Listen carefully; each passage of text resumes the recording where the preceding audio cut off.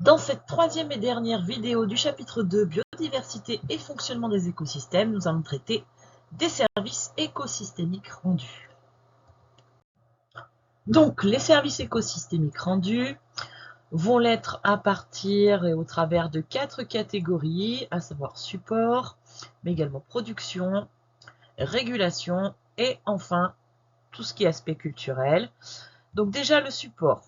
Donc au niveau du support, on a le sol. Tout notre sol est lié à la biodiversité et à la nature.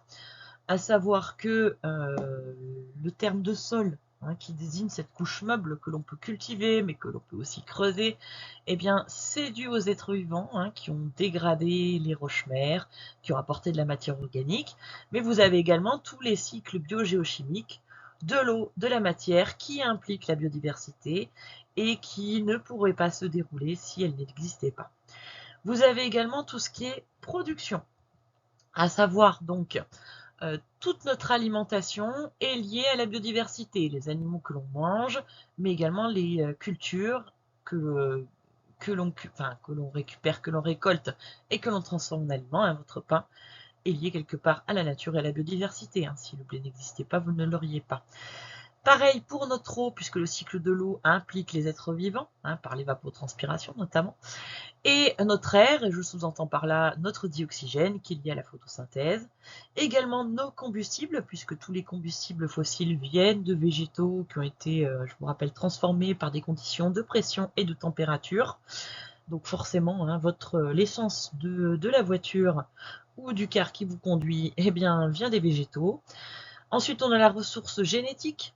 Si on a autant de diversité de cultures, c'est parce que on avait une diversité génétique qui existait, à la fois spécifique et génétique. Et puis, on a également tous les produits biochimiques et pharmaceutiques qui, à la base, n'étaient pas fabriqués par les humains, mais provenaient tout simplement de substances produites par les êtres vivants. Par exemple, nos antibiotiques viennent des mycètes, on dit des champignons, puisqu'ils sont spécialisés dans la lutte contre les bactéries, parce que ce sont leurs plus grands ennemis et leurs plus grands concurrents pour la ressource alimentaire, donc forcément, on s'est servi d'eux. Donc si vous n'avez pas cette ressource en termes de substances chimiques, c'est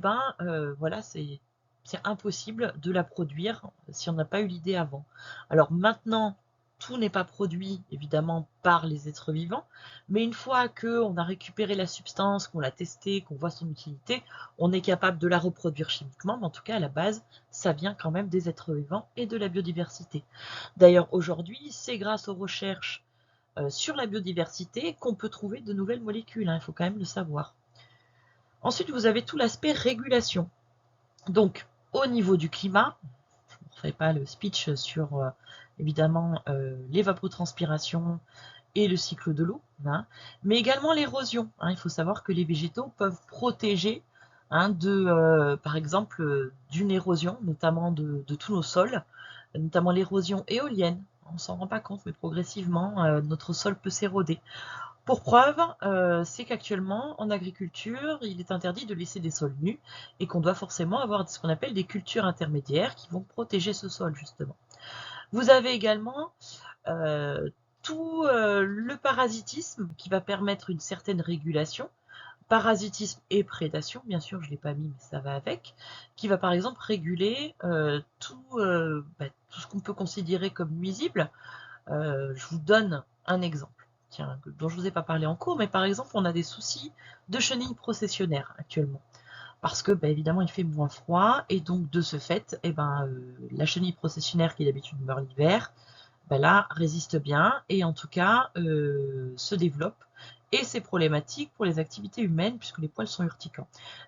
Certaines mésanges se nourrissent justement de ces chenilles processionnaires, et donc le fait de maintenir une mésange permet donc d'avoir tout simplement une limitation de cet animal qui peut être problématique pour les populations humaines. De la même façon, toutes les pollinisations, lorsqu'elles sont entomophiles, c'est-à-dire liées aux insectes, sont bien dues à la biodiversité.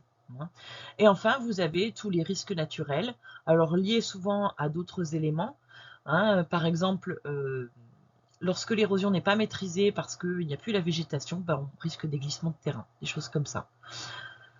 On a également tout l'aspect culturel, hein, voilà, et puis avec des notions quand même assez fondamentales. Donc déjà, on a beaucoup de valeurs hein, qui sont véhiculées par la nature et la conservation de la biodiversité. Des valeurs spirituelles, des valeurs esthétiques, mais également religieuses. Il y a des religions qui sont basées sur la nature. Et puis, ben, voilà, la nature, c'est joli. Hein. D'ailleurs, c'est tout à fait en lien avec le deuxième point, l'écotourisme, qui est en plein essor depuis quand même maintenant quelques années.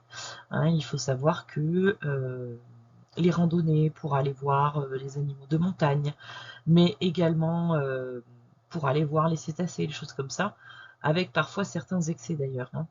En tout cas, c'est en plein développement. Tout ça, ça constitue un patrimoine hein, qu'on doit laisser aux générations futures, donc on doit protéger tout ça. Donc voilà, s'il y avait besoin d'un argument pour protéger la biodiversité, ben là, c'est pas un que vous avez, mais c'est tout un tas. Et c'est donc non seulement parce qu'on le doit pour les générations futures, mais aussi c'est parce qu'il y a tous ces services écosystémiques rendus. Voilà pour cette dernière vidéo donc de ce chapitre 2.